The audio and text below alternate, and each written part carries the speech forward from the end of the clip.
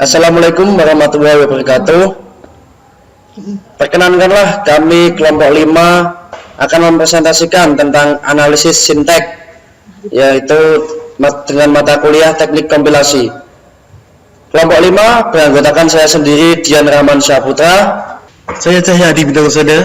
Saya Amanah Febrian Indriani. Dan saya Nur Hikmah. Baik, saya akan membuka presentasi pada sore hari ini. Yang pertama yaitu pohon atau tree. Suatu graf terhubung yang tidak sirkular, memiliki satu buah simpul atau vertex atau node, yaitu akar, dan dari akar ini memiliki lintasan ke setiap simpul yang lain. Pohon penurunan atau derivation tree berguna untuk menggambarkan bagaimana cara memperoleh suatu untai atau string dengan cara menurunkan atau mengganti simbol-simbol variabel menjadi terminal. Setiap simbol variabel akan diturunkan atau diganti menjadi terminal. Yang pertama yaitu, sebagai contohnya, simbol variabel dinotasikan dengan huruf besar ataupun kapital. Simbol terminal dinotasikan dengan huruf kecil, menempati posisi daun. Kemudian simbol awal, variabel S, menempati posisi puncak pohon. Proses penurunan atau parsing bisa dilakukan antara lain dengan cara yang pertama, penurunan melalui arah kiri, yaitu simbol variabel terkiri yang diperluas terlebih dahulu. Kemudian penurunan melalui arah kanan, yaitu simbol variabel terkanan yang diperluas terlebih dahulu. Contohnya, tata bahasa bebas konteks memiliki aturan produksi sebagai berikut. S menurunkan variabel AB, kemudian A menurunkan terminal A, variabel A atau terminal A. Kemudian B menurunkan terminal B, variabel B atau terminal B. Berikut ini adalah gambaran pohon penurunan untuk memperoleh untaian AA, B, B, B. S di awal, bercabang AB, kemudian variabel A akan memiliki terminal dan bercabang lagi, yaitu terminal A sama variabel A. Dan kemudian yang variabel A itu hanya ada satu, jadinya menurun jadi terminal A. Kemudian yang terminal B itu bercabang, ada terminal B dan variabel B. Kemudian variabel B bercabang lagi, ada variabel B dan terminal B. Dan variabel B itu ada bercabang lagi, tapi hanya satu, yaitu terminal B. Pohon penurunan untuk untaian AA, B, B, B. Kemudian catatan, melalui aturan produksi yang sama dapat dihasilkan beberapa buah untai. Contoh, AA, B, B, B, AB, AA, B, B, B, B, dan lain-lain. Contoh kedua, diketahui tata bahasa bebas konteks memiliki aturan produksi sebagai berikut. S menjadi variabel S menurunkan terminal A, variabel AS atau terminal A. A menurunkan variabel S dan terminal B, kemudian variabel S atau terminal BA. Berikut ini adalah gambaran pohon penurunan untuk memperoleh untai AA, BB, AA. Bagi contohnya, melalui cara penurunan terkini akan diperoleh S menurunkan variabel A kecil, A besar, S besar. Kemudian A kecil, A besar, S besar menurunkan variabel A kecil, S besar, B kecil, A besar, S besar, dan seterusnya. Kemudian melalui cara penurunan terkanan, yaitu yang paling kanan terlebih dahulu, akan diperoleh S diturunkan menjadi A kecil, A besar, S besar, dan diturunkan lagi menjadi A kecil, A besar, A kecil, dan seterusnya. Tata bahasa bebas konteks memiliki aturan produksi. S diturunkan menjadi A kecil, A besar, S besar, atau A. Kemudian A diturunkan menjadi S besar, B kecil, A besar, atau BA. Gambar pohon penurunan untuk memperoleh untaian AA, BB, AA bisa dilihat sendiri di sini contohnya.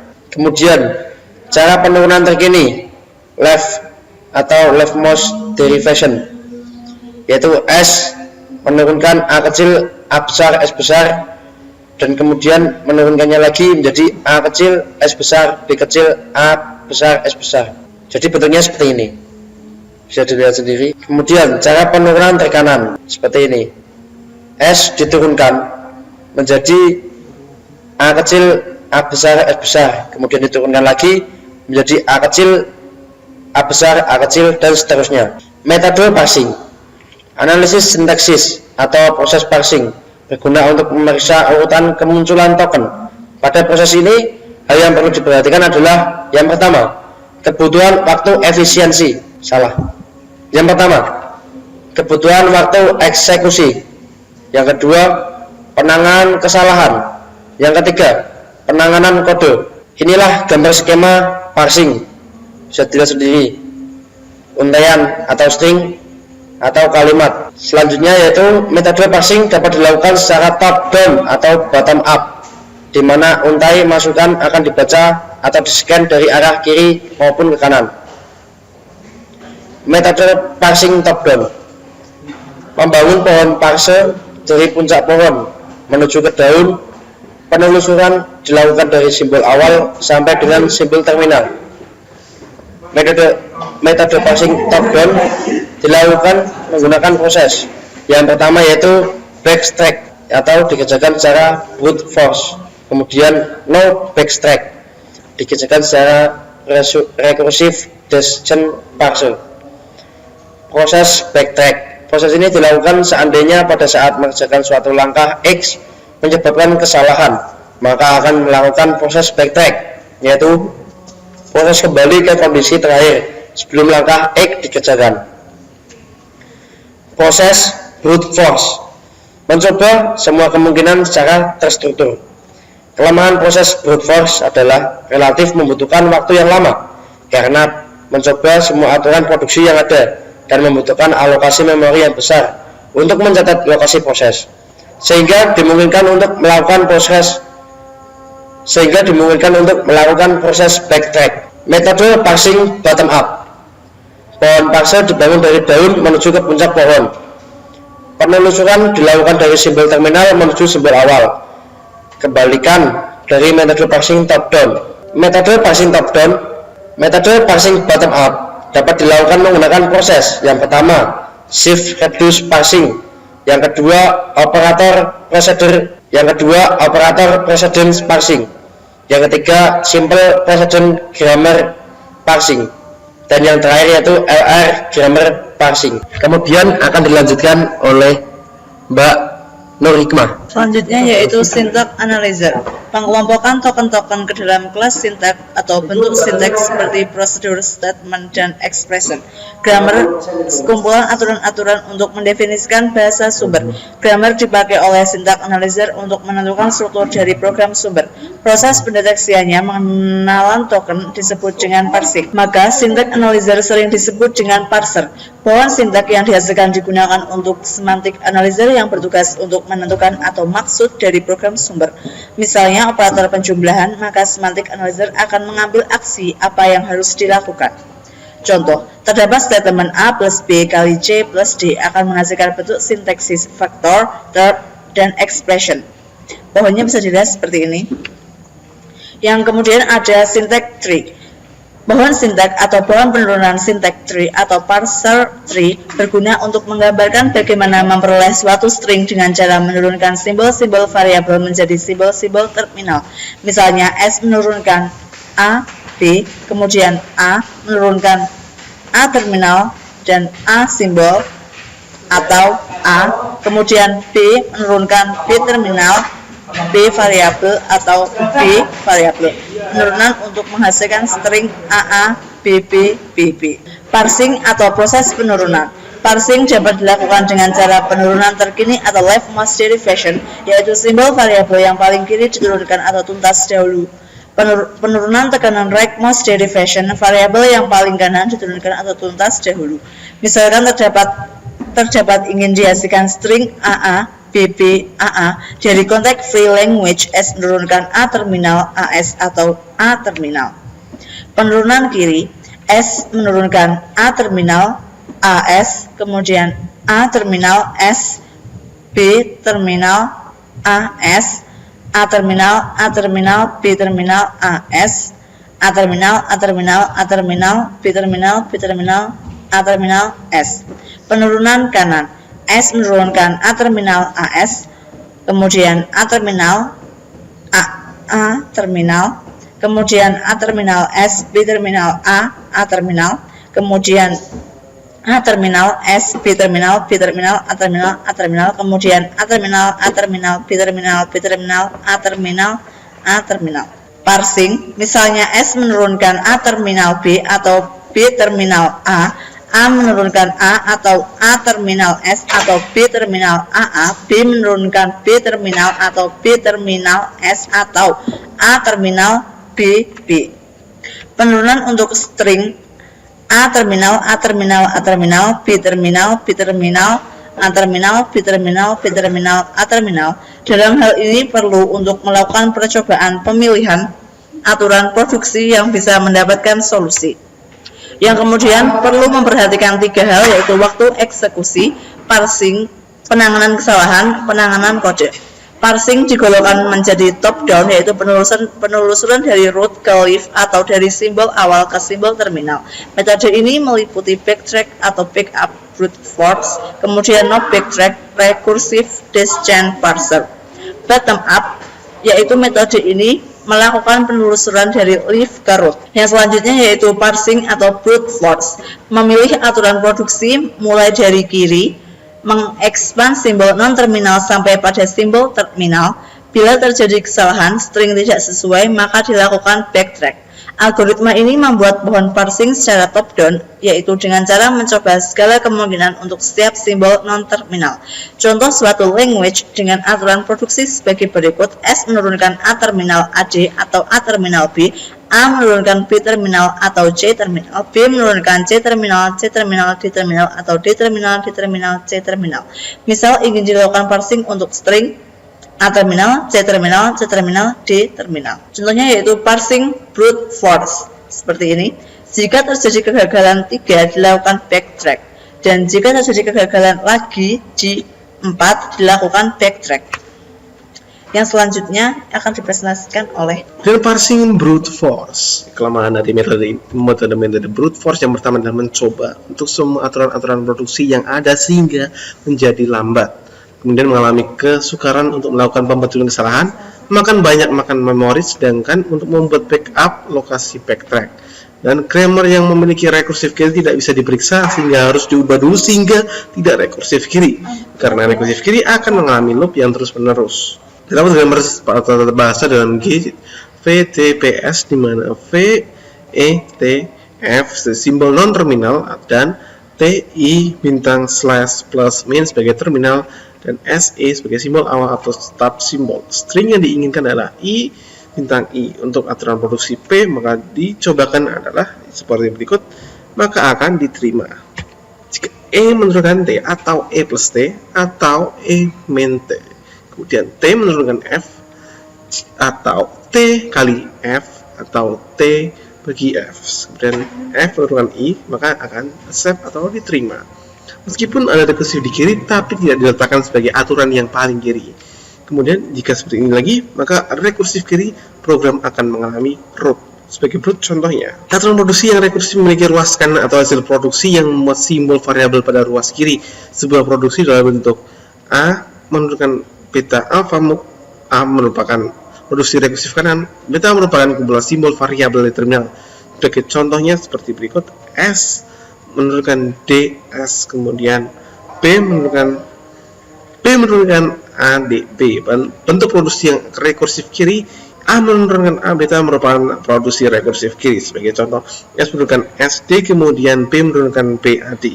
Aturan produksi atau brute force, itu aturan ini rekursif kanan yang menyebabkan penurunan tumbuh ke kanan, sedangkan produksi yang rekursif ke kiri akan menyebabkan penurunan tumbuh ke kiri. Sebagai contoh, tag free grammar dengan aturan produksi sebagai berikut ini. Kemudian dalam banyak penerapan tata bahasa rekursif kiri tidak digunakan untuk menghindari penurunan kiri yang looping, ya perlu dihilangkan sifat-sifat rekursif dengan langkah-langkah sebagai berikut.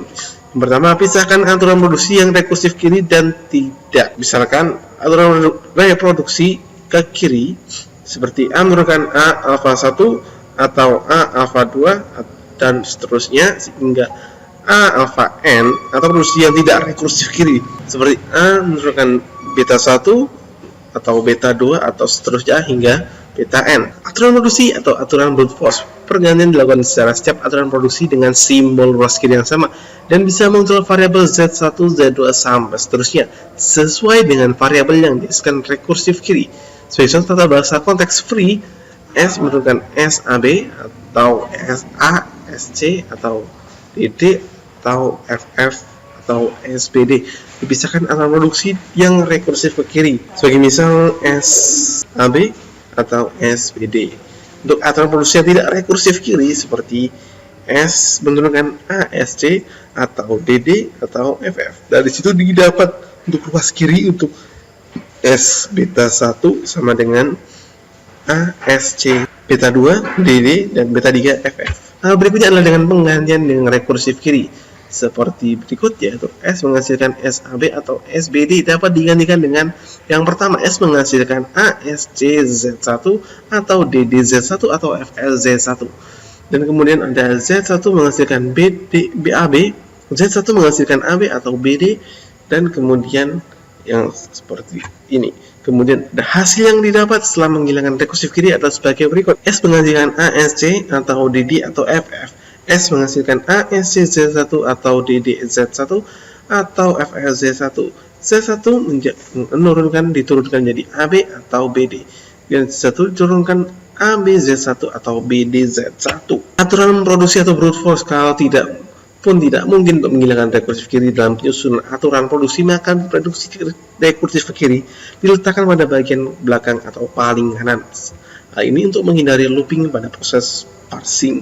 Kemudian metode ini jarang digunakan karena untuk semua kemungkinan harus ditelusuri sehingga butuh waktu yang cukup lama serta memerlukan memori yang besar untuk menyimpan stack atau berupa backup lokasi backtrack. Kemudian metode ini digunakan untuk aturan produksi yang memiliki alternatif yang sedikit. Versi dengan recursive descent parser, yaitu salah satu cara untuk mengaplikasikan bahasa konteks free. Salah satu cara untuk mengaplikasikan bahasa konteks free. Kemudian simbol terminal maupun simbol variabel sudah bukan sebuah karakter besar leksikal sebagai simbol terminalnya, besaran sintaks sebagai simbol variabelnya atau non-terminal dengan cara penyusunan secara rekursif untuk semua variabel dari awal sampai ketemu terminal, tidak pernah mengambil token secara mundur atau backtracking. Kemudian beda dengan tuning yang selalu maju dan atau mundur dalam melakukan parsing. Selanjutnya ada aturan produksi sebagai recursive descent. Aturan yang pertama yaitu semua simbol variabel dijadikan prosedur atau fungsi. Yang kedua, jika ketemu simbol terminal pada aturan produksi, maka panggil prosedurnya. Yang ketiga, penelusuran bersifat top down mengikuti sintaks sesuai pola pada diagram sintaks. Yang keempat, fungsi atau prosedur ditulis untuk setiap non-terminal dari suatu produksi. Setiap fungsi atau prosedur akan melemparkan nilai benar atau salah bergantung pada apakah fungsi tersebut mengenali substring yang diterima sebagai ekspansi dari non-terminal. Contoh, grammar dengan BNF seperti di samping, seperti terdapat pada layar. Nah, penggalan program untuk grammar TSB, ada prosedur program sampai N, itu merupakan contoh program menggunakan bahasa Pascal. Grammar dengan BNF, balik utama ada program sama dengan T program, TID, T semicolon, block T dot. Selanjutnya ada block T begin, statement, semicolon, statement, TN, statement, TID, TS, simbol TIF, example, then, statement, TIF, example, T then, statement, TL, statement, example, simbol example, EQ, simbol X, example, simbol example, TLT, dan seterusnya. Nah, bentuk tersebut merupakan sebuah grammar dari BNF. Di bawah ini ada penggalan program untuk grammar tersebut seperti dijelaskan di atas. Nah, ini merupakan contoh programnya. Yang pertama ada prosedur program, selanjutnya ada begin merupakan untuk memulai program, terus ada keadaan if token sama dengan t proc, then begin scan. Nah, baris kode program tersebut merupakan suatu keadaan apabila token sama dengan tproc, maka melakukan scan. If token sama dengan TID, then begin scan. Keadaan tersebut juga menjelaskan apabila token sama dengan TID, maka akan melakukan perintah scan. Yang ketiga ada if token sama dengan T semicolon, then begin scan. Nah, berarti ketika kondisi tersebut akhirnya akan melakukan scan. Selanjutnya ada prosedur block, if token sama dengan T dot, then begin scan NNN. Nah, selesai prosedur. Kemudian ada prosedur block, begin, if token sama dengan T, begin, then begin scan. Kemudian ada statement untuk memanggil prosedur statement, while token sama dengan T semicolon, do begin scan. Statement N, if token sama dengan TN, then scan N. Nah, prosedur block selesai. Selanjutnya ada prosedur statement, ada begin, if token T, ID, begin scan, seperti yang tadi sampai NNN. Kemudian ada prosedur EXP, begin, NNN. Nah, ada simple example, if token sama dengan T, EQ, or T, token sama dengan T, LT, or token sama dengan T, GT, then begin scan. Nah, keadaan tersebut menjelaskan apabila ada sebuah keadaan yang sama dengan keadaan token sama dengan T, EQ, atau token sama dengan TLT, atau token sama dengan TGT, maka akan menjalankan prosedur scan. Sekian presentasi dari kelompok kami. Wassalamualaikum warahmatullahi wabarakatuh.